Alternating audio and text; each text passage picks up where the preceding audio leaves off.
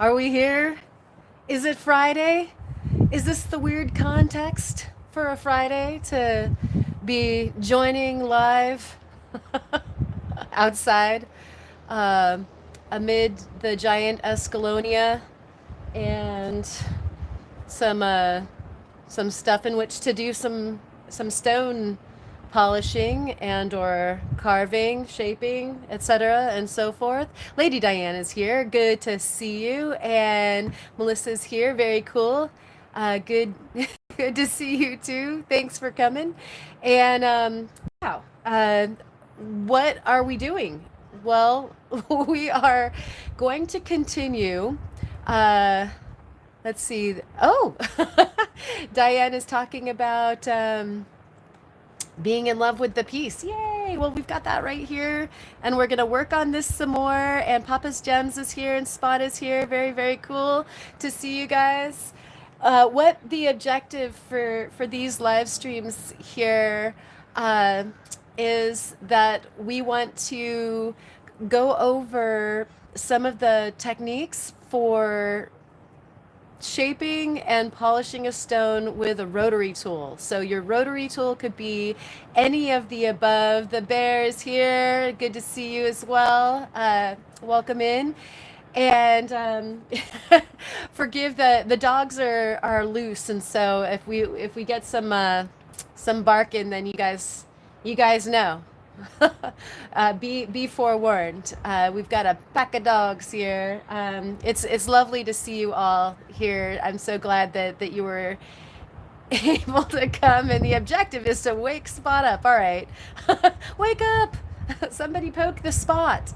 Um, so we're going to go over some of the techniques of using a rotary tool, a Dremel, a Chicago tool, a Fordham, any of those guys. Some of the burrs and different tool options as far as what you put on the tip of that their tool.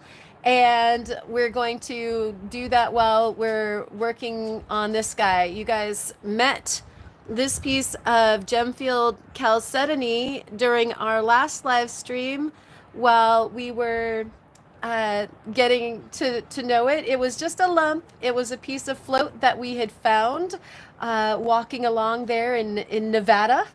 And it seemed like a good candidate because a lot of y'all who are shaping and polishing such stones are doing the same. You're finding a piece of float on the ground during your rock hounding endeavors, and you want to take it a step further to a piece that is either a good specimen or a wearable piece of artwork that you're going to wrap, doing some twisting around, or you're going to set into a bezel, perhaps prong setting, perhaps a setting we've never even seen before. So what we're doing here is getting this stone up to par to do exactly that. So last time we had used a nice big cutoff wheel that we not only did some cutting with. Hey Sonia, good to see you. And I think I did say hi to Papa's Gems as well. Hello, you guys. Thank you for joining. So we were using this for both cutting off, but also for kind of sanding down. Hey, Tiger Eye is here. So good to see you. And Ryan is here as well. The gang is arriving. Welcome in on this beautiful Friday. I hope that your Friday is going well as well. Well, everyone. So we were using this tool in a number of different ways, and we were having a discussion about that too. It's for cutting stone, and so we showed how we could, trim a piece off with this, but also how we used it for sanding and shaping. And so that Opal guy is also here. Good to see you. I'm glad that you're upright. You and Spot are trying to achieve that position together, I believe. And so what I wanted to kind of expound upon a bit is how your different tools can be used for different things and finding out what does and doesn't work. Kind of like how Rocky was talking about during our last live stream how if you use one of the centered uh, discs, here's a centered one, how these guys can be more fragile and can break off, and you don't want that to happen. And that's again why we have safety equipment like our safety glasses and stuff like that, because you don't want one of these things to try to enter your eye. Hey Ken, good to see you. Glad that you can join us here on the deck. It's a different day out here on the deck, guys. The last time we joined, it was so sunny and pretty. We had kind of a mixed sky of puffy clouds and some really nice sunshine to be able to see with, which is nice when you're trying to see what work you're getting done. And today we've got a marine layer and it's cloudy and it might even schwitz a bit on me. And so if that should happen, I'll probably shut her down because I don't really want to be outdoors with my electric stuff plus the camera out in the schwitz. And so I know Lapidary Dave is also doing turquoise, and he's at the New Mexico show. And so y'all can, watch with one eyeball each or whatever it is that you'd like to do.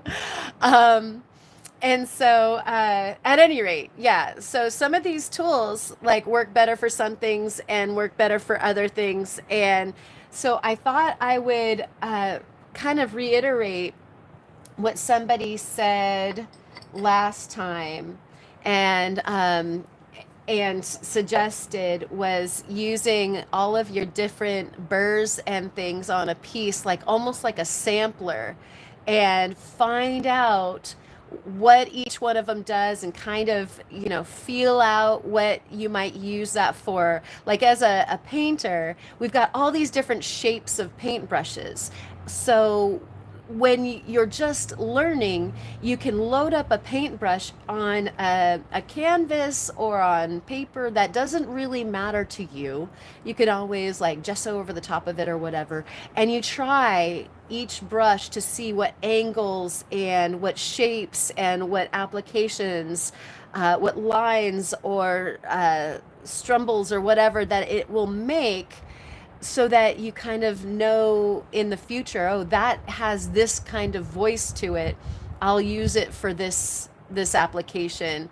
And of course, there's also plenty of unknown, wonderful little accidents and mistakes that you can make with each one of the tools that also create more as far as the array of your toolbox.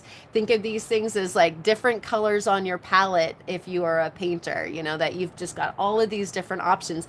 And so what I'm talking about is, these guys. And so a cool potential, if you wanted to have some homework, is to so Lady Diane just said it precisely.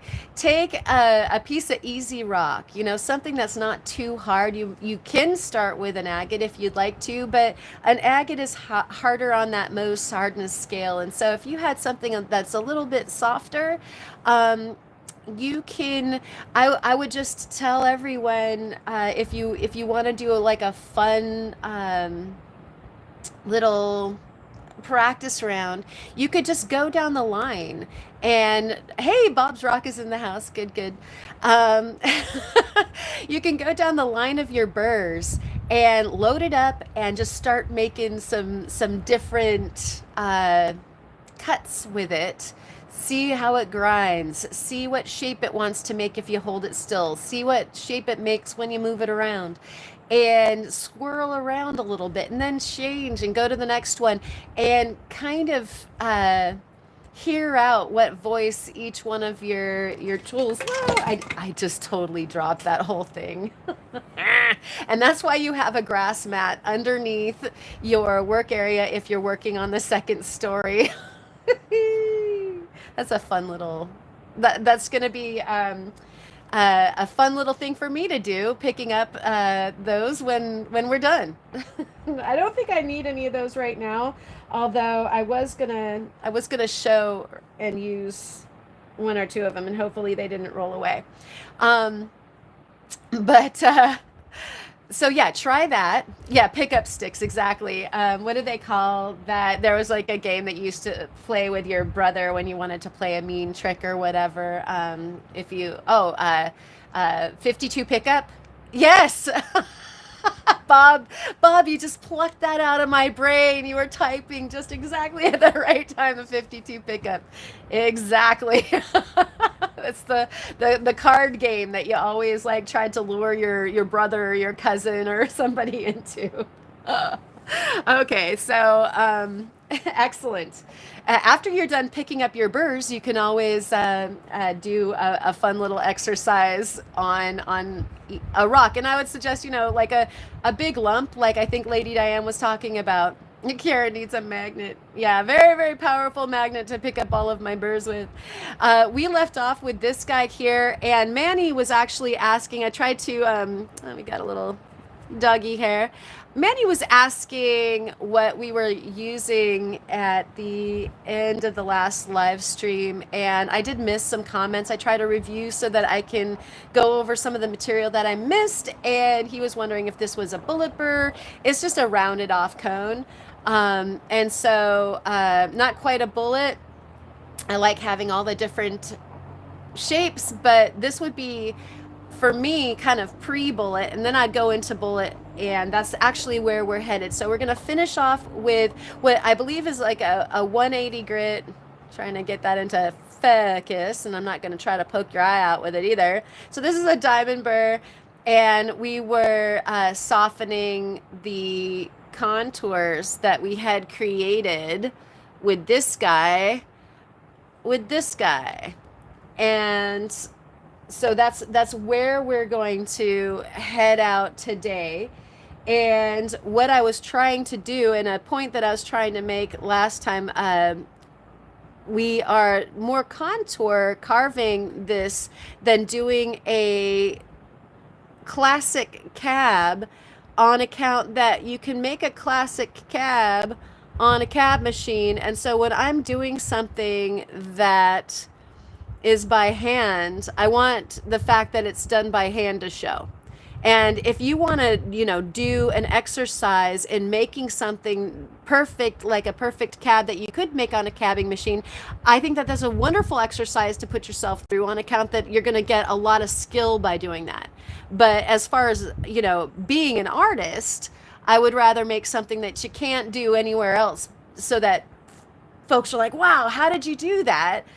And that's the point of doing something by hand, as opposed to doing something on a machine, bringing out the very best quality of what tools you're using. So 40 pounds of obsidian for your fish tank. Don't get glass in your eye. Yeah, no kidding. Sorry, I'm going to poke your eyes out there. You'd be good to go. Organic carving. Yeah, exactly. And so one of the things that probably did hit the floor, though, was my centered, yep, my centered teardrop, or rather bullet. And so that is a centered burr, as opposed to just a diamond coated one. And I've got another one in here, and I think that this is a really interesting thing to see before we keep on going. Hi, Bead Pie, good to see you. So this one started off just like this one, and I have used it down to that size. You can see how much I've ground away on this bad boy. Yes, Rocky, it is. I actually even designed the details for this hoodie. It was actually a logo thing that my brother needed. And so our centered guys have diamonds all the way through them. And so you can see this still has diamonds on it, but it's been worn away quite a bit. Our burrs, let me take one off of the floor here. our burrs that are just coated, you can wear those diamonds out. Like here's a smaller version of the barrel that has a round tip. Um, you can wear that out and it's just going to be metal and it's not going to do any work for you anymore. And so that's the difference. If you guys were wondering, the difference between the sintered and the coated. And of course, sintered is going to cost you a lot more, but it's going to last you a lot longer. And again, before I go on, going to show you one more example of something and then we'll get rolling. I'm going to change your vantage point so that you can be close to our project.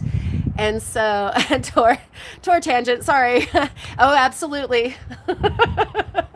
all tangents welcome and appreciated. And so here is my current novas. I go through these like unfortunately kind of like milk in the refrigerator.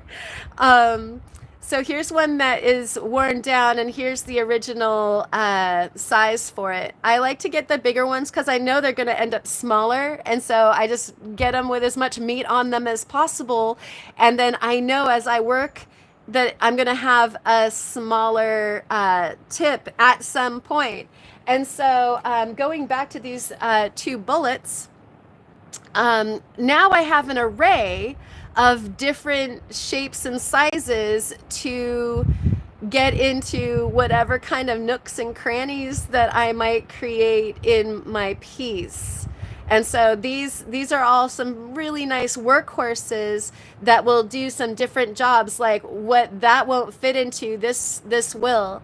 And so I appreciate having different tools that are even at different points of their maturity, if you will, or being used up, that can be really, really handy. And so sometimes when people ask me about multiples, that would be the reason why. Both of these guys started off as the exact same creature, and now we have two things that are usable in different ways. And so these are just things that I'm sharing. So tip, no pun intended, right, Melissa?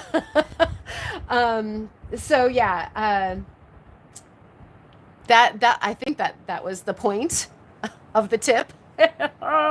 Sorry, guys. Okay, so I think we're just going to continue a little bit more on this guy, and then we'll move on to the next one. And Lady Diane asked, are those solid so that you can really nub them down? They're solid to a degree, and then they will fall off. I wish I had one of my broken ones. Usually they will fall off at some point, either early on or late on. You can always epoxy them back in if it's early on. But when they start like falling apart, then obviously you're done with that Nova point. And typically you don't get like the entire Nova point. It's kind of like the deodorant at the end of your little chapstick thing, or the chapstick at the end of your chapstick thing that holds it in. Like there's an amount that you just kind of don't get a chance to use, but for the most part they're solid and usable down to a fairly fine shape. And it also depends on how you treat them. You have to treat them with a certain amount of care. And then, what's really cool about when you've gone through your point, you have this wonderful piece of metal left over that you can make yet another tool out of, which if you guys want live streams on that, we'll have tool making lives on what you've got left over as well. I keep the dead ones to make wooden polishing tips. Yeah. Oh, what? Here's one now. And so, when you kill something, as far as like it's original, then you can always repurpose and mount yet another thing. A wealth of tips. There's so many tips here. Just like that. Rocky, you got my back. You totally, we've got great braining wheels today. Perfect. Okay, so let me check. I actually made, although I probably didn't bring it with me. There were a few other questions that I wanted to answer, and I don't want to belabor this too much. I want to get into the fun of actually, doing the tutorial. So I'm going to reach over and get that really quick. Of course, I put it just out of reach, like all of the burrs that are on the ground right now. Daniel Plays with Rocks had asked, what speed would you recommend? And I would say start slow. Yeah, woohoo, let's do it already. And I like starting slow. A lot of the tips, like the Nova Points, will have a recommendation as to your RPM. And if you read the manual on your machine, then you'll know at what point you've reached that RPM. And, if it's a series of numbers, or if you're using the foot pedal, then, you're going to want to know like what the RPM level is roughly, so that you don't say burn out your not only the tool tip, but also, utilize it wrong. Like when you're polishing, usually slower. When you're grinding, usually you can go a bit faster. You want a whole bunch of water or lubricant when you're doing that sort of thing. And so the speeds vary for not only the tips that you're using, but also for the material that you're using it with. And so there's some nuances there that question doesn't get a flat answer, unfortunately. There's a variation of things, a variety of things. Let's see, the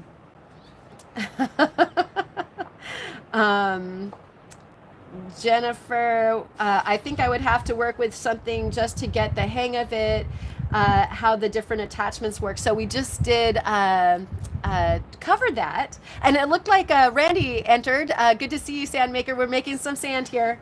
The trial and error thing, and that's why, to make your little sampler situation with all your different burrs, I would definitely recommend doing that. And I think that Melissa had asked what is the upside of cutting off as opposed to grinding down. And so if you have a lot of material to take away, then I would definitely cut, as Randy would say. And if you're not entirely sure how much material you want to take away, then I would recommend grinding down. And it also depends on, do you have something aggressive enough that grinding down isn't going to take an eternity?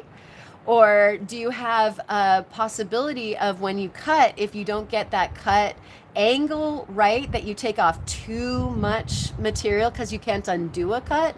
So a lot of times I'll sneak up on something by grinding, as opposed to cutting that I can't undo if I get the wrong angle, if that makes sense. Since that's a straight edge, if I made that angle too aggressive and I'm going in and cutting off too much, I can't curve around. Like, I could meet that angle from another direction, but now I've got like a weird divot that I'm going to have to deal with somehow as well. So a lot of times, especially when I'm planning on doing a polish after that cut, and not having to use terribly aggressive things, I try to keep the introduction of divots down to a minimum. So any saw blade marks, anything that's going to be a deep gouge that will be hard to polish in the next stage, I try to avoid completely, if that makes sense. You make more work for yourself. So hopefully that was a decent explanation and not over-explained. Oh, Sonia, thank you so much. We have a vote to grind away. Like, get on with it. And lastly but not leastly, I just wanted to cover these questions really quick because I saw them in the chat and I hadn't really addressed them, I don't know. Joseph is in the house. Oh, very, very good to see you. Thank you so much, and howdy friend to you as well.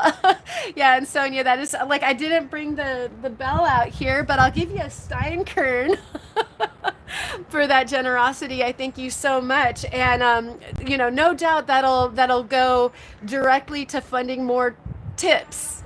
And I mean, like, the actual tool tips, not so much just the variety of stuff coming out of my mouth. So I believe that Daniel also asked. Did a bee or a fly just go into? No, okay. Uh, my water. Gemfield Chalcedony, as opposed to the hardness of mookaite, he was wondering if they were alike, and I was thinking that perhaps that had something to do with him having some mookaite that he was perhaps going to carve. And they are alike. I think that the mookaite is between 6 and 7 on the Mohs hardness scale, and the um, chalcedony is going to be a 6.5 to 7, I believe. And there are assertions that perhaps the chalcedony even goes harder than that, up to like a 7.5 sometimes. And if you're from Montana, you'd claim that it goes over 11. So cheers to you guys. Take a big swig of your coffee or whatever happens to be in your moose or vessel.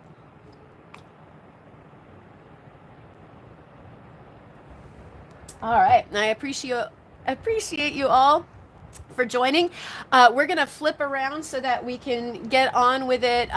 Working on those of you who came a little bit later, we're working on this piece right here, and we're going to continue getting it shaped down. So forgive the rustle in here for a moment. Ba-doop. All right. See all that fun at the underneath. And we also covered this last time too, was why to have a mat underneath your work area. And that's why I've gone downstairs enough times that I don't want to have to do that anymore. To go retrieve stones or trying to get the stones out of the Escalonia. All right, so you can see we've got some extra water there. Nice to have that stuff on hand. And those big sky country folks having their extra hard Montana agates. And Ponder Pains caught the first live. All right. Thank you for being here. I really appreciate you all. Like I said, here's our little the guy that we're going to be working on today. I'm going to try to get this centered so I don't drift too much while we're working. And here is the quote unquote burr that we're going to start off with. It is a diamond encrusted burr, probably about 180, and we're just going to finish the contour a bit on this guy before going to the bullet burr, which is a 240 or a 280, can't remember. We flattened this out with our cutoff wheel last time, and we are just going to get everything evened up so that we don't have any divots that we have to go back and deal with later. All right, so I'm not going to be able to see the comments for a little bit, so that we can get this rolling out. And I'll bet you anything I didn't plug it in again. I have shared plugs in my studio for different things, and so everybody gaze lovingly at that picture right there, and I'm going to plug everything in again.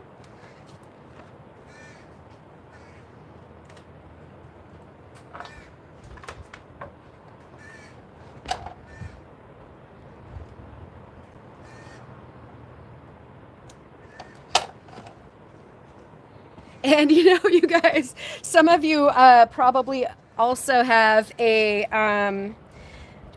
situation where you have like way too many plugs that you need to plug in your work area, and you don't want to have like the full-on danger zone, the potential fire hazard of too many strips. And so I just unplug stuff. I could have a bunch of power strips, I'm sure, but I'm not entirely sure how, like, how safe that would be. And I'm, of course, paranoid, so I don't want to have the potential for disaster. There's way too much stuff that I would hate to lose. All right, and so, of course, with this stage, we're just trying to make sure that we have scratched all of the surfaces with the same kind of scratches, so that as we go through the polishing, everything will be uniform, and then we can achieve the good polish. That is the important part. And so I had decided that I was going to keep like kind of a ridge that went down the middle and keep those sand dunes. And so we're just going to maybe deepen the grooves approaching that, so that we show off that we've done like a bit of contour carving here. And I'm using the round edge. I did leave off with this last time. I'm using the round edge at the end, that top.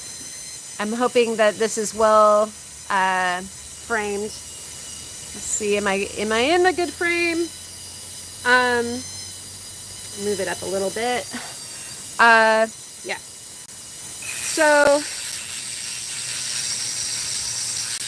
if you're contour carving, your fire agates, that sort of thing, you don't want to, at the corners of where you're carving, you don't want to add divots, and so a rounded top will not, you don't want an edge that's going to cause a deeper groove, if that's making sense. And that's why I changed from my regular barrel, when I was being more aggressive, to this one that's going to not leave me any headaches, make more work than I want to deal with.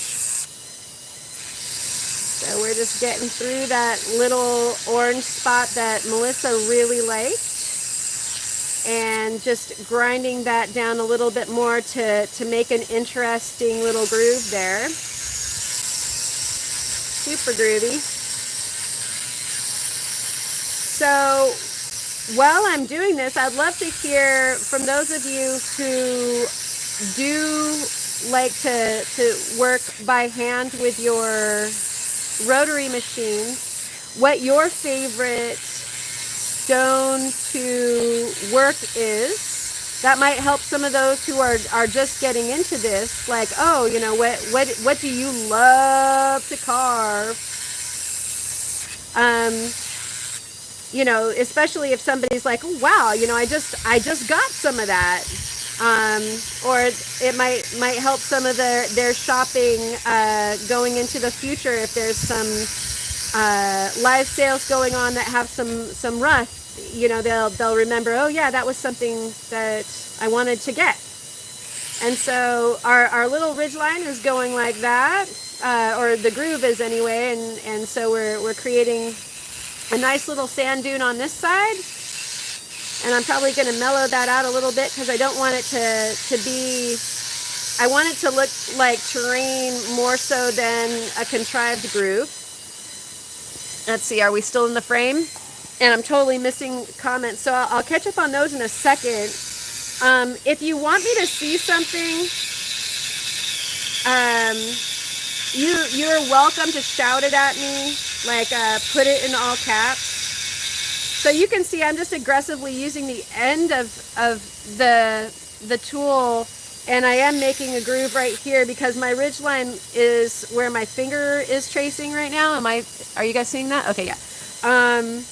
And so because I want this to come up, I'm going to bring this down, because I can't make this go up-er, so I can make this go down-er. And so we're just going to kind of groove through here. And this ridge line, I want to, I don't know, do I want it to kind of sweep off to that edge? I could. we'll kind of like bring it down just a little bit. But this is the fun artsy part that I love. So I'm just, you know, we're finishing up the shaping.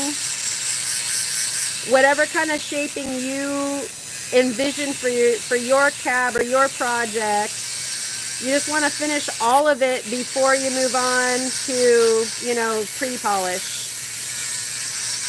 And I did want to make sure I didn't want to go ahead and do too much on this stone without you guys, because it's kind of a start to finish project all on the live stream. And so I'll say that I love doing the stuff where you get a change of material. So, you know, as to that question that I asked of everybody, what kind of material do you like to carve? Or, you know, to hand polish. For me, I do love fire agate, because of, you know, you get to dig out and find the beautiful rainbow boxoidal pieces, and it's not terribly challenging, and so I like that as well, as far as, you know, it doesn't carve up more difficultly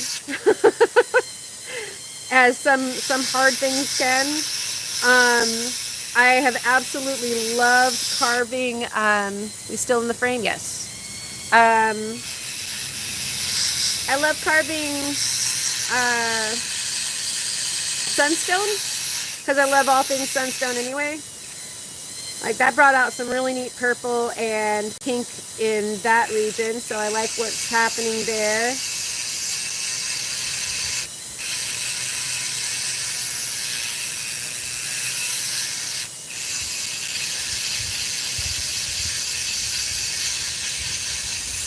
And so sunstone is like, it's supposed to be hard, but there's something about the way that its lattice is set up that it makes it fairly easy to work. And so even if it's hard, it's not so hard that it's unfun. Some things are like, you know, borderline unfun. I've loved carving obsidian, although it can be hard to get a good polish on it, you know. Same with opal. I love doing opal by hand. I do most of my opal by hand with the rotary tool, as opposed to doing a job with a cabber or the flat lap. I like how that, like, there's a white cap on that too, so we'll keep that for now. And so you can see we've got some nice terrain created, and that's what I was looking to do. One last pass to make sure that I haven't been if I'm too conservative with this top ridge, I could leave some weird stuff up here that would be hard to polish, and that's what's going to be sticking out the most. So we want to make sure that this top ridge is smooth, because it's going to be like the high feature of this particular stone. So, you know, just trying to make my life easier in the future by doing the work now. And the same one with these here. I like the shape of how we decided to get this thing kind of shaped out yesterday. If you know, I'm kind of like almost scrubbing this. I'm just trying not to stay in one place too long, because this is a curved bit. It'll leave like a little, you know, the smallest of divots if you loiter too long anywhere. I don't want that to be super duper sharp right there, so I'm going to round that out a little bit. Just trying to make sure that we're all set for this next phase that we're going to take this bad boy to. And again, if you are doing a wrap with your stone that you plan on having both sides of the stone be visible, then you want to pay just as much attention to your the bottom of the stone as you are to the top. You know, you don't want anything looking trashy. No trashy rocks here. I'm probably going to do some kind of a prong or bezel job on this guy, so I'm not too worried about the way that the back looks, but I'm gonna clean it up so that if I leave it open back, that it's not unfinished looking. It just might not be as shiny as the top. And so that is what we've got going on right now. And I like it. I like it a lot, a lot, a lot. And so I'm going to change our bits. Oh, looks like John's in the house. Good to see you, John. And Afia Raka is here. Manny is here. Awesome. Great to see you guys. And hopefully Manny isn't as sore. I missed that yesterday too. You guys were talking about what doing some rock hounding and walking a really long ways. And so I hope that people are getting their recovery from rock hounding in. Here, I did go over this on our first live. I'm already taking divots out of my nail polish. So I have a different kind of collet holder for my Dremel. This is just a regular Dremel flex shaft that I'm using today. I like to use my Dremel for outdoor wet projects and my Fordham for indoor dry projects. And I really, really like this holder, this collet holder, because it is adjustable. So I can go from something that's got a larger diameter to something that has a smaller diameter. All that you have to do is twist it and it'll just hold on to it. And so if you have this kind of setup, I don't know that I could live without this thing. And then of course, you know, with the Fordham hand pieces and stuff like that, you just have the key and you lock your new thing in. And so we have gone to the centered burr. And this guy is from High Tech Diamond. I do really appreciate their diamond products. Of course, you can get stuff from Suva or Diamond Pacific. Some of the folks were asking from the last live, you know, where to get your different burrs and products. And so I'm trying to, as we go along, go over whatever. And if you have more questions, of course, feel free to ask. And so we're going to just go over the topography again, now that the burr that we had on before was the 180, and I believe this is a 240 or a 280. And so we're just going to be smoothing everything out and getting her farther on down the line. And again, like if you guys, as I knock everything around, if you have any questions, definitely let me know, and I'll try to ask or answer them. And if you have a question that you asked before and I missed it, you're welcome to ask it again, and put it in all caps, because if I scroll, oh, jadeite, that's a good one. And if I scroll up, then I can find if somebody's got a question. Burned hamburgers. That doesn't sound good. And Lasco Diamond products. Excellent. Okay, yeah, so definitely share who you like. And, you know, I love it because from the community, you know, we're always learning from each other, and I always love learning new things from y'all. So I'm just offering up a platform for everybody to share their whys. That's definitely how I feel about it. Let's see. I wonder if we could probably frame this a little bit better. Bring it in maybe. Change our view a little bit. There we go. So that you guys can see what I'm doing. There. This might be one of those situations where, you know, the vertical wouldn't be so bad, right?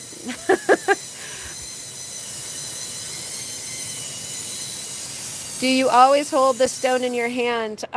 Sonia, that's a great question. And I think that that's a matter of preference for different people.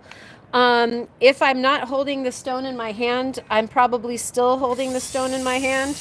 And what I mean by that is that I was actually going to talk about this last time. So thank you so much for bringing it up. I do dop these sometimes. And if you're dopping it, then you have way more control and you can get around the stone in an easier fashion theoretically as well.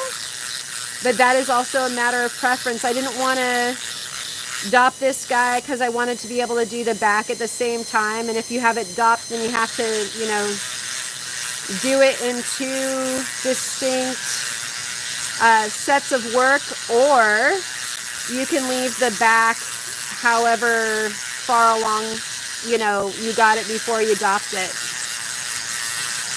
And so I'm going to mellow out this little ridge right here because I wanted it to be more of a topography than, you know, a little bit more natural than, you know, something that really follows the exact groove of the size of the bit that I was just using. And everybody loves fire agate mark. Let's all praise fire agate mark together. I'm trying to make sure that everything's in focus. I think we might be a little bit fuzzy. It might be the way that it zooms also. Watching the different folks use different tools in their own different ways, I think is awesome. And I think that like if anything else really also serves to illustrate how there's a lot of different approaches. You know, I really don't feel like, personally, I don't feel like there's right and wrong unless you're doing damage, you know, unless you're doing things that are dangerous. There's really not a right and wrong as far as your approach goes. You can hold your stone, you can put your stone in a vise, you can put it on a dop, you can put your power tool into a vise,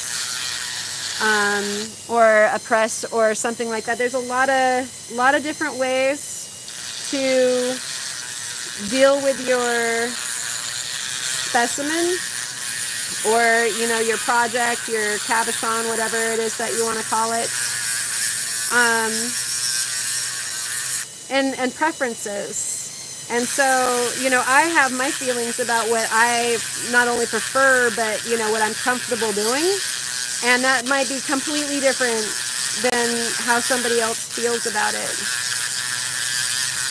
And so I love that. And that's one of the reasons why to kind of try to listen and check out you know, some different creators, and see what works well for you.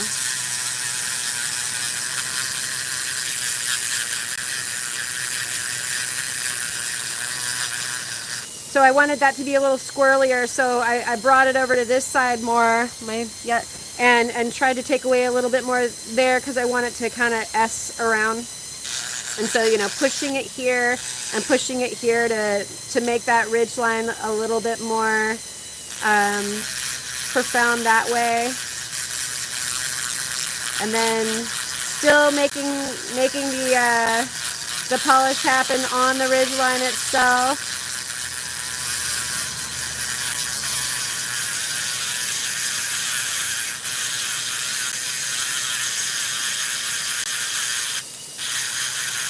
You know, and there's certain materials that you can just not over polish. You know, they're just so like, that's one of the good things about maybe starting with something really hard, is that you can make a lot of mistakes with an agate and it's not going to make you pay for it, really. Whereas, you know, if you make a mistake with an opal, then that's kind of a costly mistake. And so there's over polishing that can, or, you know, over shaping or over pre-polishing that you can do with certain kinds of material, and then others that will be very patient with your learning curve. So that's also something to think about when you're stepping up to the plate. Try to not set yourself up for disaster that makes you feel bad. I love learning situations where your takeaway can be just the learning part, and that you don't have to beat yourself up about making mistakes. I think that's a good thing to set yourself up for. And hopefully I'm not missing anything terribly pressing in the chat there. Again, I'm just trying to hit all the surfaces with this burr so that the entire stone has been brought from the scratches of the 180, I think is the burr from before the mesh, to where we are now, which is either 240 or 280. You'd think I'd know this by now, but sometimes I have to look this stuff up. It's more like you feel it than you know, like you need to know numbers. It feels right. I know how that thing behaves. I might not know its name. And I'm going to bring that down just a little bit more right there. Hopefully I'm in a place where you guys can see all right. Holler at me if something isn't working, or if you see a problem. Bringing that down a little bit. Accentuating that one. Getting that lump there.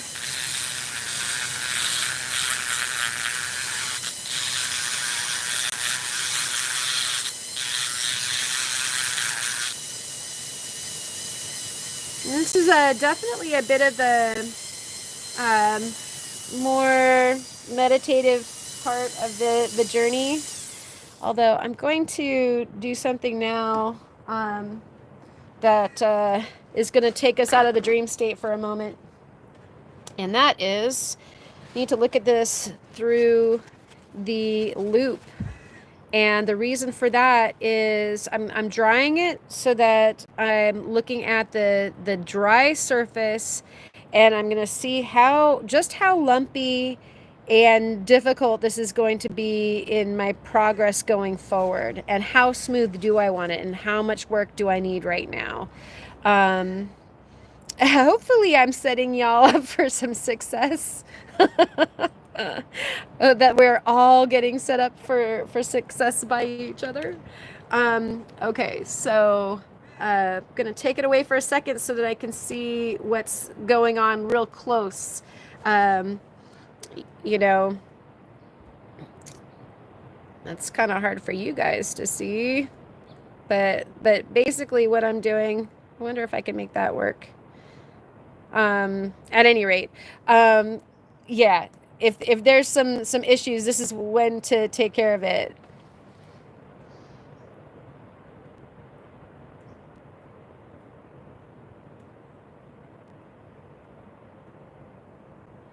Yeah, so what I'm seeing is right in there, that's kind of like got a difficult kind of crunchiness that I'm going to want to smooth out. And then actually this material over here, this orange and this yellow, seem to be enough of a different makeup with their structure mineral wise that they are taking a little bit longer to bring from our rough burr to the next grit up. And so again, just taking a nice close look with your jeweler's loupe or whatever magnification that you have, just so that you know where the issues are and you can take care of them when you have a more aggressive burr on, and so that you don't have to work backwards when you progress and go like, why the heck didn't that end up polishing?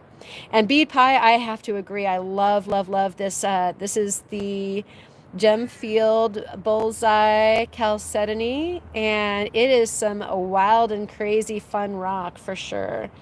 One more thing, watch out for the heat buildup if you stay in one area too long. Maybe don't ask. Yeah, totally. So true. Heat is not the friend of many, many kinds of minerals and materials.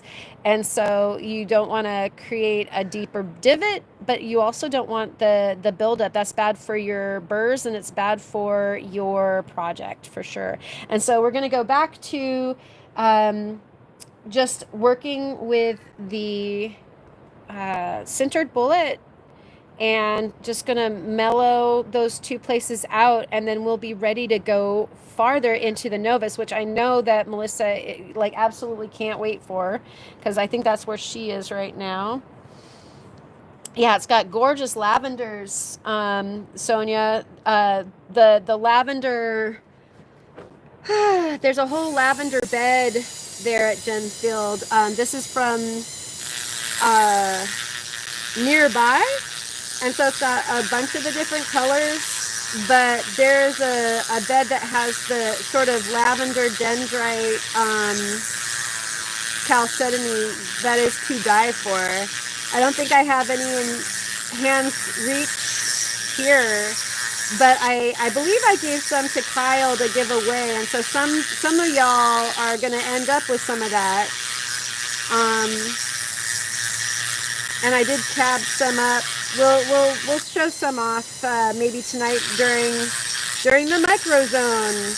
We've got a special guest on for the live this evening at 6 o'clock, and we'll be delving into some microscopy with a guest, and it should be super fun. I've seen some of the previews. I have some still pics that were sent on ahead so that I could have them ready, and it's going to be a serious eye full of way extra double fun stuff. Cannot wait.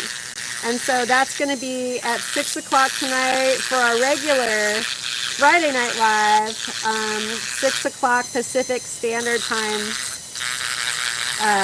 on this channel with a guest in the microphone.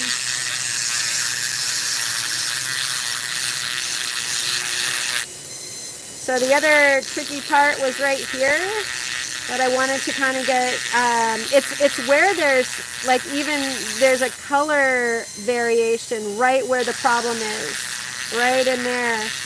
And that's just an anomaly of how it was getting put together. It's not behaving the way that the rest of this is. And so we'll just try to address it and make it play nicely with all the rest of the kids on the playground here. Everything else looked like it was shaping up pretty good.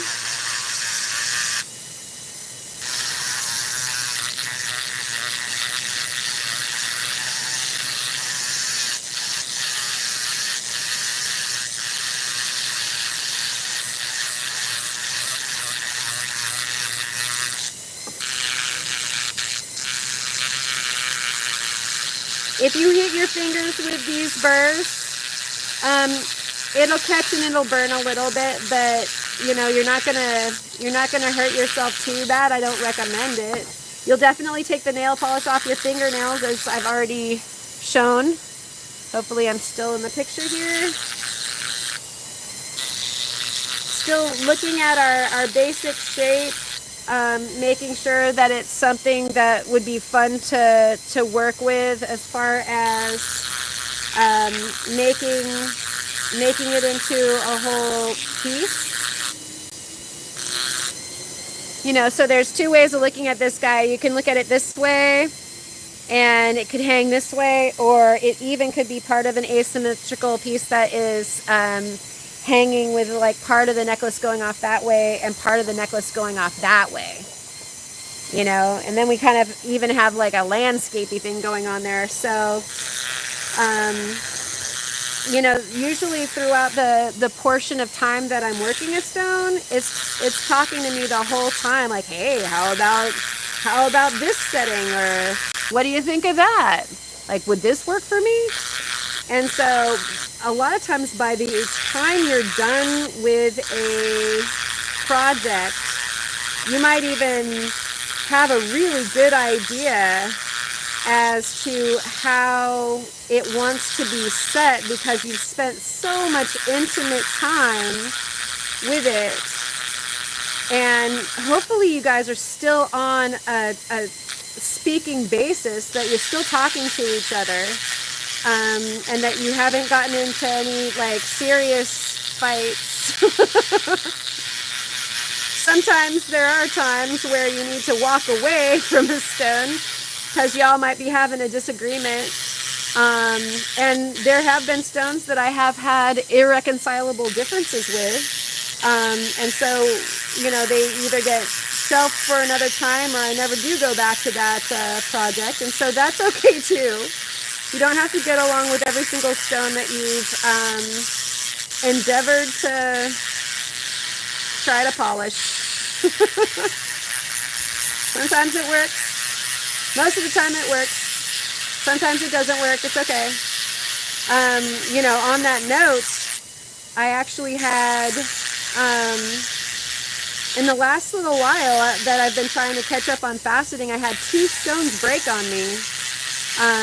And it was because of internal fractures that were either not detected or created, you know, got created as I released tension from the lattice, as to, you know, sometimes when certain stones are being cut, you're actually releasing tension on them, and they might,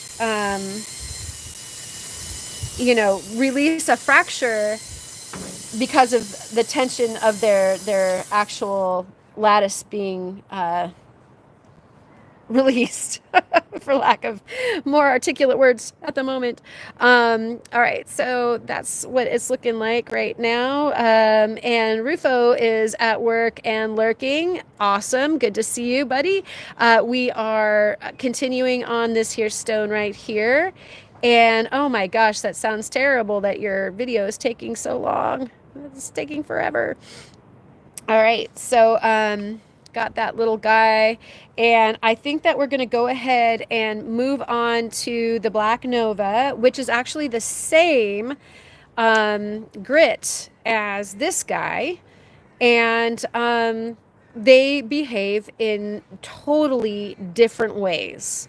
And so those of you who have been watching or do a lot of lapidary can probably attest to the fact that a metal lap or wheel will act differently than a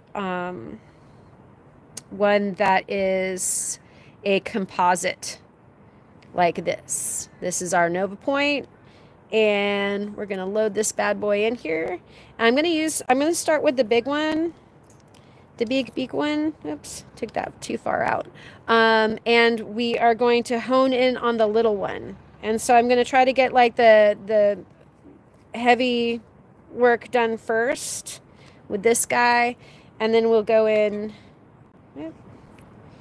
and like heavy lifting first with this guy, and then go in with the little point to get the parts that aren't happening. And Kirk is here. Did you just say that you were on Mary's Peak?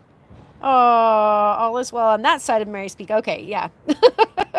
Because it would be fun to be on Mary's Peak right now as well. And hey, Kirk, how did your ceramics show go? I would love to hear. I'm gonna fire up this bad boy and get into this black point, and then I'll check the chat. All right, so I'm gonna turn up my water a little bit, and I'm gonna put more water in here. This is one of the guys where your novas absolutely have to be plenty wet to work. You will destroy a nova if you work it dry or too fast, and so not too fast, and definitely plenty of water. These are thirsty bits. Let's see. Irreconcilable differences. Time to call the 10-pound sledge mediator. Right, Spot? That is the judge and jury for sure. Exactly. All right, and so here we go. I'm probably gonna splash you guys even. Plenty of water. I love my Nova points so much, and like I said, I unfortunately do go through them rather quickly. I'm gonna actually slow that down even more. There we go.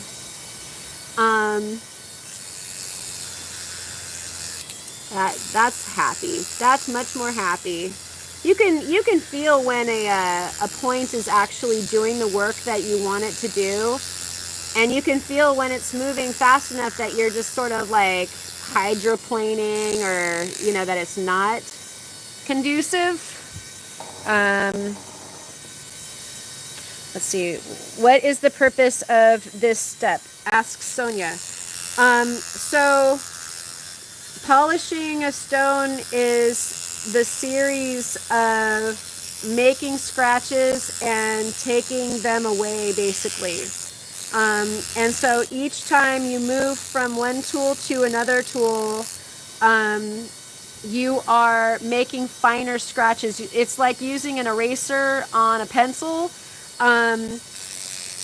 That each one of these tools is erasing the marks that I made before with the tool before it, and yet you can't go from deep gouges to a polish with one tool. Usually it's stages, and depending on how clever your tools are, you might have many stages, or you might have just a few. Like with the faceting, they're clever tools, and the way that it's set up, I might only have to polish the certain face of a facet 3 times or 5 times or more, just dependent on how clever your approach is and how good your tools are and that sort of thing.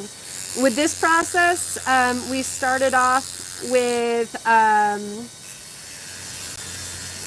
basically that barrel, but we loitered at 180 grit for a while, and then we went to 240 with a metal thing that made smaller scratches, and this is making smaller scratches still, but it's also very much more of a smoothing agent than that the metal burr. So a metal burr and a composite tool burr are going to, even if at the same diamond mesh, diamond grit, are going to leave different marks.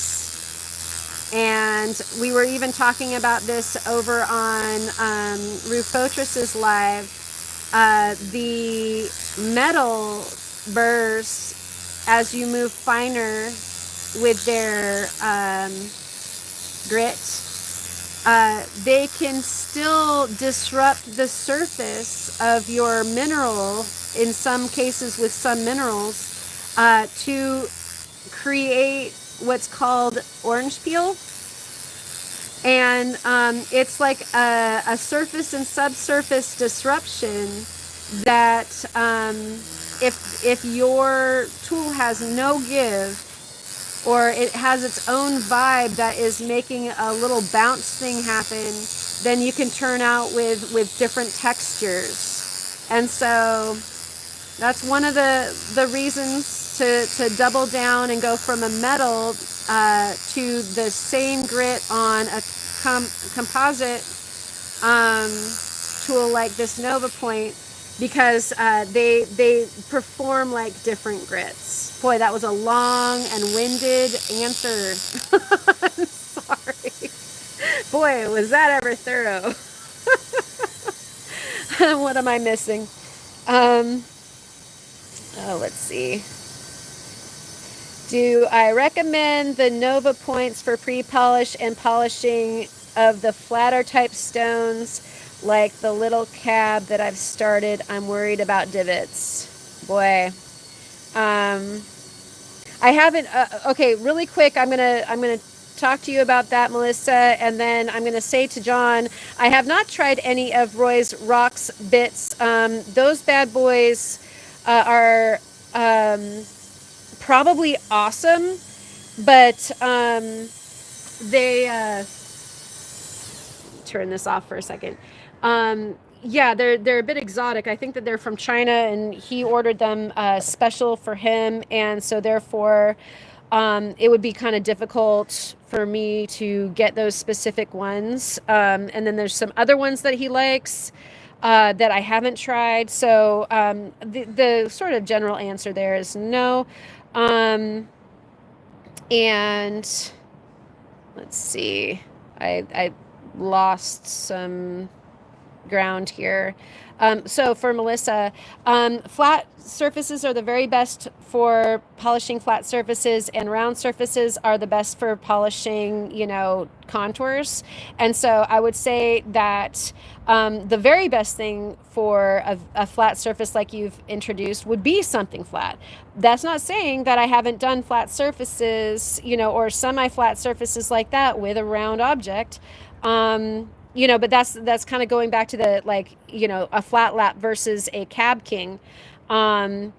So this part of the barrel, you probably noticed when I was doing the back side, I like to use the broad side of the barrel, and that's going to give me at least the most surface area in contact, and keep on moving, so that I can kind of create like a flat-ish surface from a round surface. But I can't make that totally flat, and therefore I wouldn't be able to make this totally flat.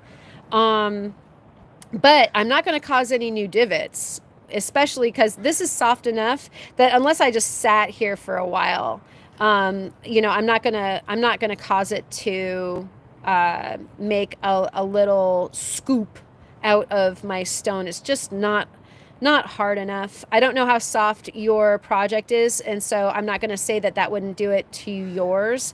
But this is just softening all the edges that I did with my metal burrs. The metal burrs are really what do the most damage. Hopefully that answers your question there. I don't think that you're going to move backwards with your stone. With any of your Novas, I think that you could just move forward. You just won't probably get like a perfect polish from them. Again, if you're trying to get a perfect flat polish, you'd have to use a flat thing. It is wobbling. So these are set onto the shaft, by a machine. And either, if my flex shaft has any wobble to it, or if this little guy wasn't perfectly set onto the metal, then there's going to be a wobble. But as you spin, it'll work the wobble out, because, that part of the point will get a little bit more worn than the other, if that makes any sense. Most of my points have had some sort of wobble to them. Let me see if I can get this. So that cone isn't a perfect cone, and that's because there's a certain amount of wobble. And so it kind of works itself out, not a big deal. My chuck has a bit of run out, totally. It definitely does. but not at all a game spoiler. Visually erasing the deeper scratchy lines from being warped. Yep. Yep. And we've got Merp. That's awesome, Rocky. Good deal. And would a Nova point load up on material from the stone? Not that I've noticed. And one of the reasons is that you are working wet. And so I haven't had any issues with that. A softer stone might load it a little bit, but it's just not got a whole lot. Like, it's abrasive, but it's not got a whole lot of a porous surface to be able to collect much. Not at all the kind of surface availability to collect as, say, that could collect some stuff, right? Whereas this guy, it's more like you're wearing the composite down to get to the diamond nubs that are sticking up out of it. They don't fill with stuff from what my experience is so far that I can really tell. Like, they don't lose their capacity. Let's see.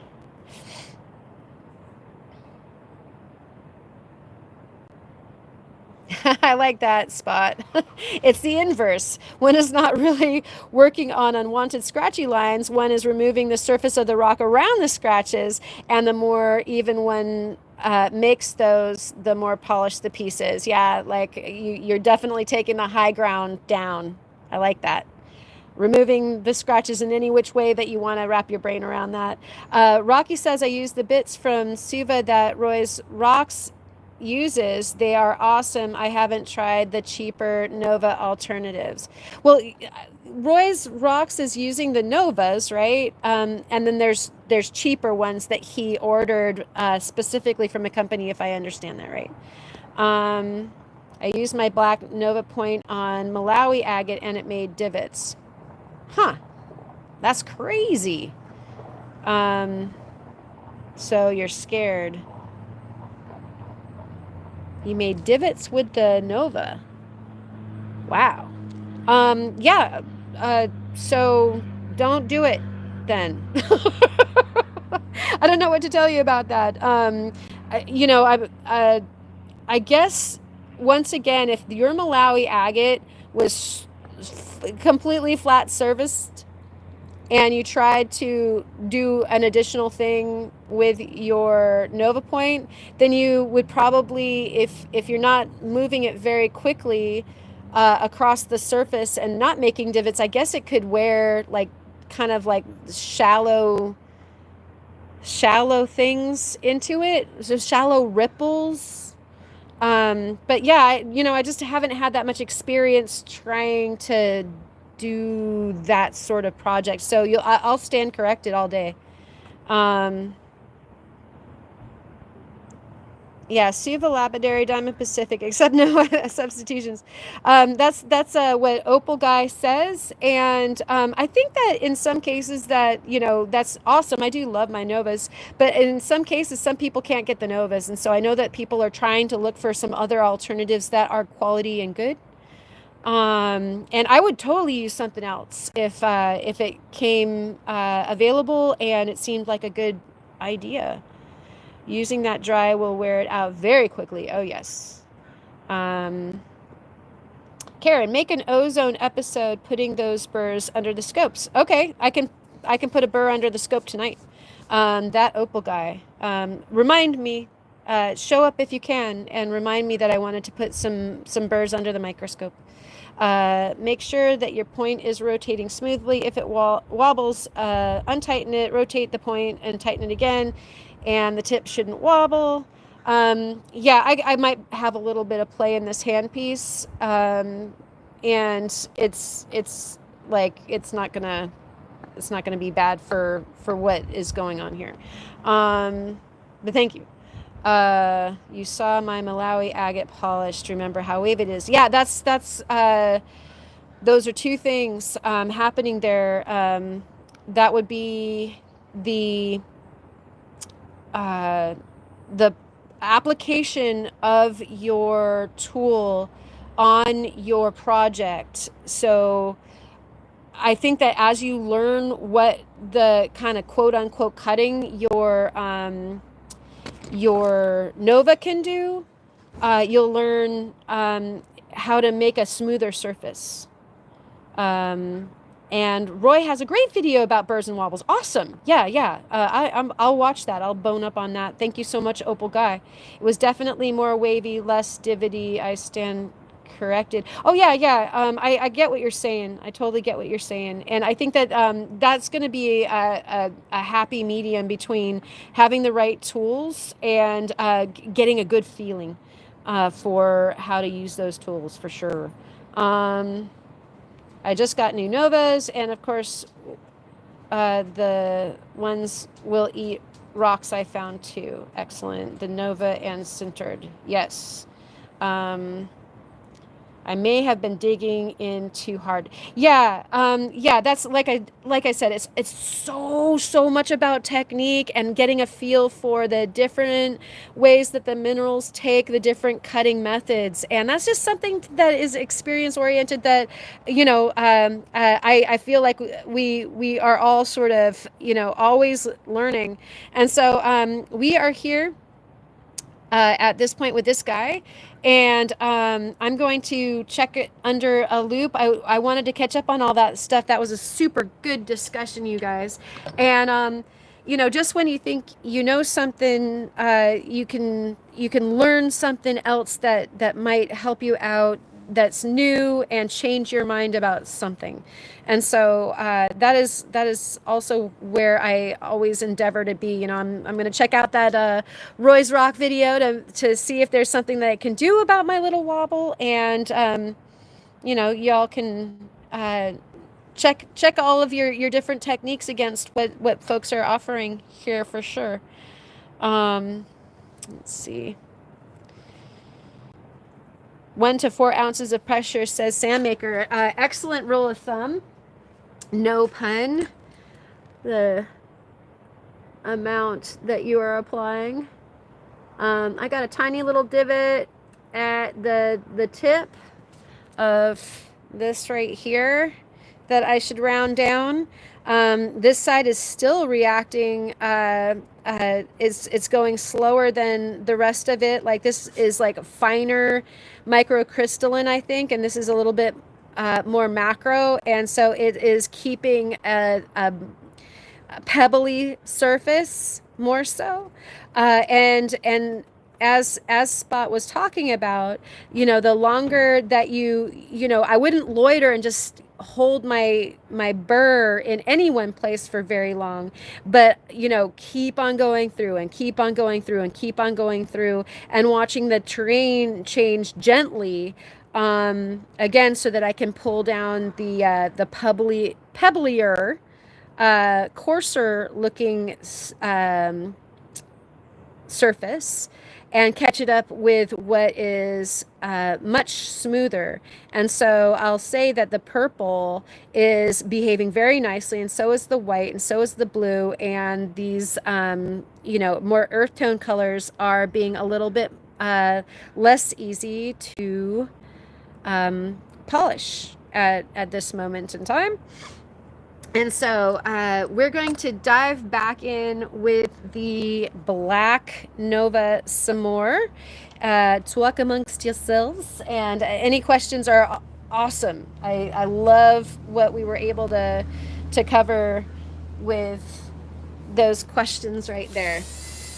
And I love learning. I love learning from all of you guys. The learning is in the doing and the listening, for sure. Let me see if I can get that. That's about where that wants to be. That should be good.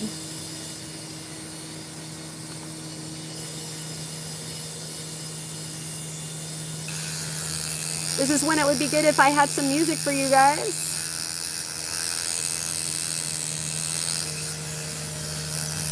I absolutely love the landscape the landscapiness of this particular material, as far as the way that it kind of looks like picture jasper up close. And so it's always fun when you have a stone that looks cool from afar. Like, it definitely eye-catching because of its colors or its textures, or you know, the pattern. But then it's so cool when you get closer and it keeps on delighting, and you get even closer than that and it keeps on being interesting, and so on and so forth. You saw that at one point it was doing kind of like almost, it felt like the burr was bouncing, and that would be, you know, an indication that that it's fairly uneven. If it bounces a whole lot, or you've got something going on with your stone that's making it bounce, the less of that the better, because, you know, as Melissa was just saying, you know, you can start to create new divots or undulations in your stone that you didn't want to have be there, by having the burr, you know, and so trying to, as far as being the guide for your tool, guiding the tool along the surface so that you are part of the smoothing agent, is kind of something to keep in mind. Like, always, you know, like kind of like smoothing out a blanket on a bed when you're making it, wanting to kind of not terribly firmly, but like kind of gently with pressure, making sure that those terrains that you do intend to have be there are reinforced and reinforced and reinforced, and having control enough on your tool to be able to hold it firmly against your stone, so that you are exacting the tool to do that thing that you intend, instead of having it, like, you know, striking the stone in a haphazard way, doing things that you don't intend it to do.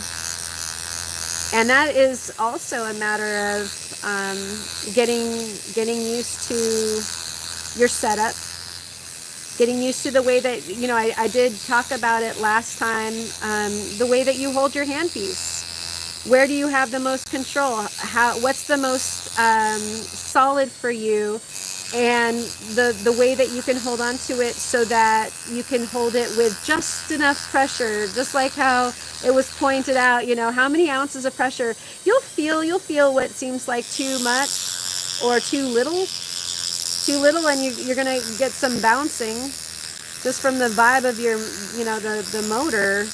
And this is another reason why I really like to have a flex shaft as opposed to holding on to the entire motor of the machine, is that it makes that control and being able to, you know, hold it gently but firmly much harder, and actually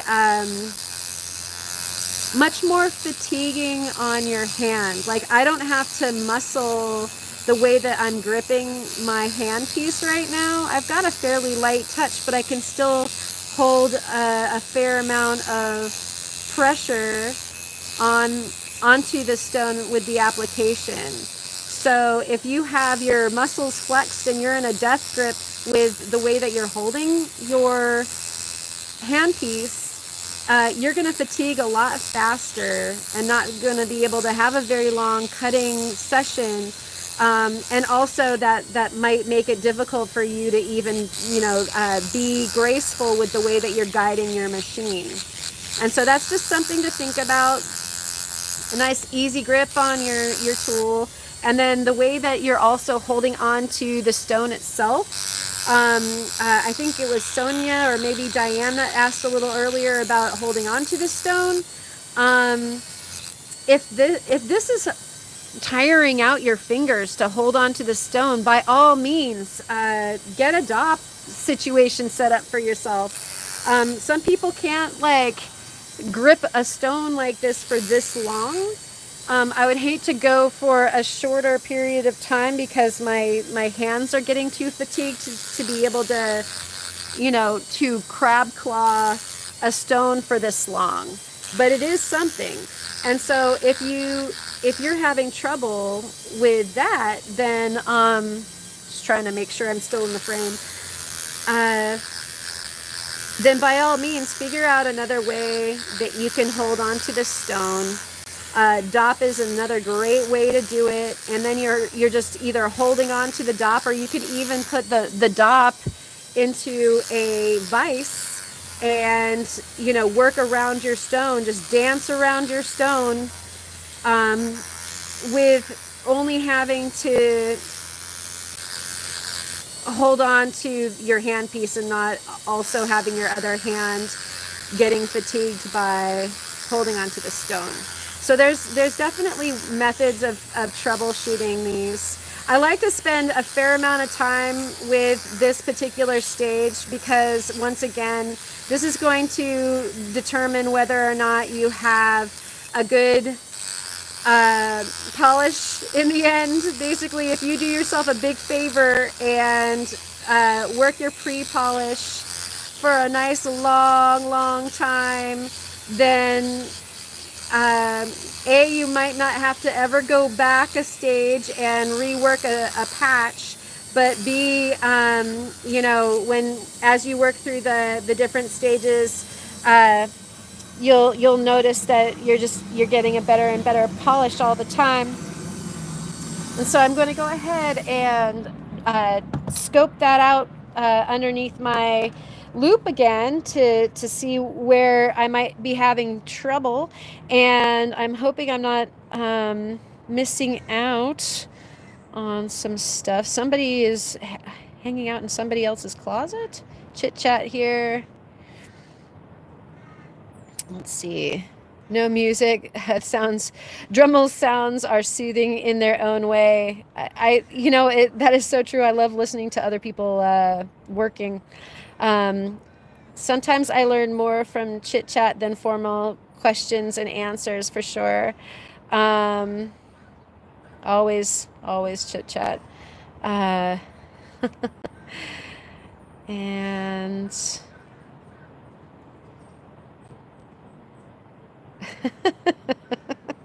can't keep their mouth shut. That's pretty funny. TMJ allow a soft touch. You know what's really interesting, Lady Diane? That's so interesting that you bring that up.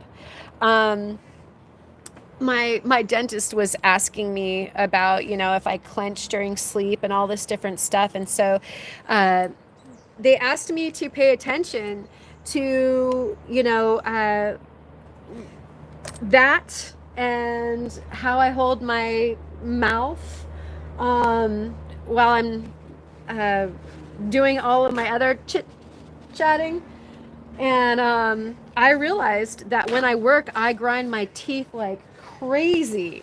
And especially if I'm doing something like hammering, I totally grind my teeth when, like, I will clench my teeth so hard when I'm hammering and sawing and stuff like that, as though that's going to help, you know, with like a strength thing. But yeah, that is so relevant. And so I now have a practice where I release my jaw and I open my mouth before I start doing something like that, because I know if my mouth is closed and my teeth are touching each other, that I will like grind and clench my teeth while I'm trying to saw or hammer or do something like that. So I think that that's hilarious that you bring that up. Absolutely pay attention to that. It's a good sign that I felt like I hadn't wiped it off enough with the paper towel because it felt like it was still sort of shiny. And that is actually because we've been doing some good pre-polish. And so we've got a couple of lighter scratches here, some scratches up there, and along this ridge line, a fair amount, just because I think I've been too dainty about trying to keep it. And we've got some scuffing. Gosh, is that even? Yeah, scuffing down there as well. And so let me see how close I can get you guys. I don't know how well you can see it, but it seems like when I'm looking through the camera that right there where my fingernail was, there's those scuffs that we're going to need to attend to. There's some scuffing at the top of the ridgeline there, and you know the along the side down there, you can see very well that we need to hit that better. But you know, I'm looking at the top, making sure that the top is, you know, the most important. There's a bit of ridge line right there that I'd like to soften. Again, this area through here is behaving so well. It's like the purple wants to start being shiny so bad already. It's doing a great job. And so, like I said, this is in your polishing when to pay the most attention. See that? You can see the ridge very well now. I want to take that away and make that a little bit rounder. It would work that way too, kind of like a tongue. Yeah,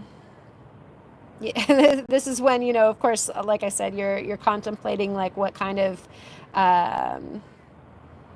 way that you're going to set it. It's just fun to look at it in all different directions. If you're used to looking at it a certain way, put it upside down, because your eyes will shift and you'll be like, oh, I totally didn't see that. Or you'll see it from a different amount of light that, like, oh yeah, you know, I don't like that. I need to bring that down, or do a little bit more polishing there. And so different lighting situations and different angles, you know, get a good look at your rocks so that you hit all the things that are necessary. Just missed that. We'll have to watch the rest on replay. Gotta go sit under the stars before bed. Awesome. Perseid meteor shower, hoping to see a few more tonight. That is so awesome. Bead Pie, thank you so much for joining us, and she gets to see the meteor shower in the future ahead of us. That's pretty darn cool. Actually, I will show you guys. It is starting to get really wet out here as well. So I'll probably, everything takes, you know, 50 times longer than you'll ever expect it to.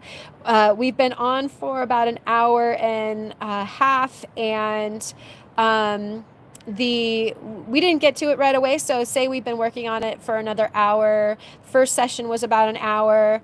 And again, you know, spending time on this stage is going to make the other stages go a lot faster. So definitely worth it.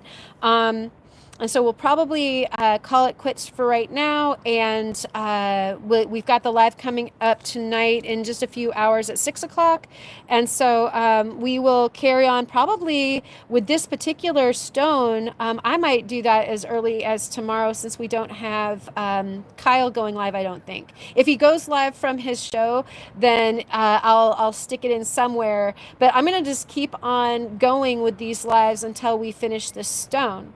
And so, you know, a couple more hours and we'll be done with that stone. It's taking longer than it should, only because, you know, we're stopping for chit chat.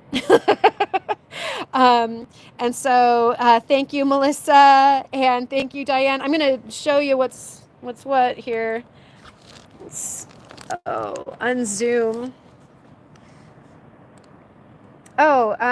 It's a guest that we all love. That's your hint for the guest. All right, so you guys saw what the view was like yesterday, and there's no view. Like, there should be something out there Like a big body of water should be out there, and guess what? It ain't. So, yeah, it's just a woo. Let me do this. Hello. Yeah, and so we unfortunately are having like one thick split pea soup of a marine layer today, and so yeah, I can't see anything. We can't see what should be right out there. And that happens. That's the way of the cycle of this time of year. Either you can just have like these gorgeous days, or you get a bunch of fog. That's the coast, right? And so at any rate, thank you guys so much for hanging out and lending so much of your wise. It's you guys, the community, that helps us all be better artists and craftspeople and lapidaries. Appreciate everybody's really great suggestions and helping out. Here's where we stand with this guy right now. Camera, pick that up. And so we're just not that far away from getting this into something that we can set. And I'll tell you what, after we're done creating this cabochon, we'll go ahead and set this bad boy. We'll figure out a setting and we'll do it live also. And so we can have a little bit of silversmithing tutorials for those of you who might want to see this thing all the way through. And I've made room on my computer, so the trip in which we went and found this will also be coming out on video soon. I'm thinking with the Kyle-sized hole that is going to be in your guys' weekend plans. Perhaps some of us, like Jeff and Rufotris and all y'all, that Opal guy and Alleluia, everybody who does the lives, Cheryl, Soul Adventurist, and if I didn't say your name, I absolutely love that Kurt's been doing lives lately. So Rockhound Adventures, I did say Rufotris rooted Rockhound, Chris. All these guys are doing lives for y'all, or putting out their videos. Femme Mécanique Designs, she just put something that was awesome out last night. Watch that video. We've got OPE Rocks. Those guys are fantastic. Love what they've been doing. AZ Rock Hounding. Wonderful videos coming out from them as well. And so go check out these videos while you've got a Kyle size hole in your weekend. Ontario Rock Hound. Some really fun things going on up there with him. Tonight, like I said, the micro zone, we're going to be getting close up and personal with somebody's fantastic specimens and their new toy. And so we'll be watching that. Hey, Joseph just got here. We're just wrapping it up, buddy. But Joseph, thanks for coming. Hopefully we'll see you later at 6 o'clock. Ryan, thank you for coming. Lisa is late also, but we're so happy that you were able to join us, and we will see you tonight, I hope, as well. And Lady Diane, thank you for coming, and Melissa, thank you, and Rufotris, thank you, and Rocky. Yeah, I think Rocky Mountain Bear was talking about maybe doing a live stream with some of Spicy Hot Boots stones, I think it was. Correct me if I've got that totally wrong. I wish you guys could all be hanging out on this deck with me together. Randy, thank you for coming as well. Daniel, thank you so much for being here. I hope you were here when I was addressing some of your questions. We'll all hang out on the deck again soon. I really appreciate you, like I said before, and we will catch you tonight on the live. So rock on and see you there. Cheers.